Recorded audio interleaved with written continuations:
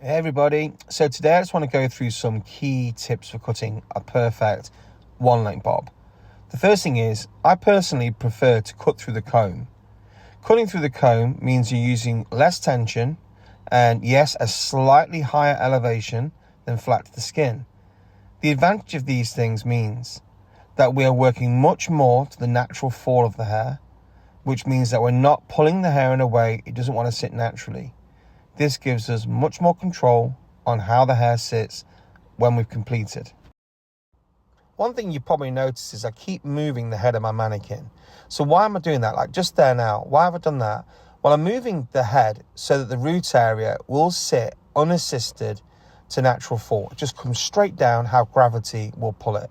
And my goal is to not move the hair side to side at all. No over direction. I work with a 0 through the comb elevation and no over direction.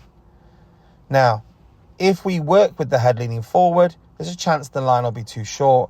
If the head's leaning backwards, it'll be too long.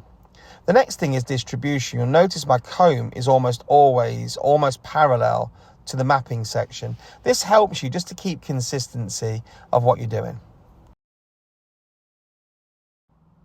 So as I'm working through, you'll notice again, all of a sudden, there we go, the head's moved.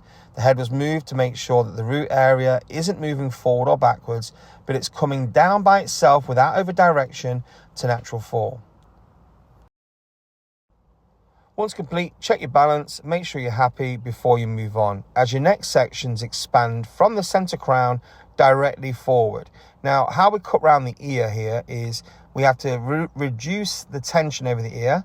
So what happened then? You saw me tap 3 times, didn't you? Well, I tapped above and below the ear, and finally above the comb, which lowered the elevation back down to 0. Then move directly onto the other side. So as I come round, you have to really pay attention to catch this. 1, 2, 3, look how fast that was. So we've done that. Now, the next thing is we're going to work totally freehand. When you say freehand, Ben, what do you mean? Well, it's exactly as it sounds, totally freehand, because we're now working with a much higher level of density.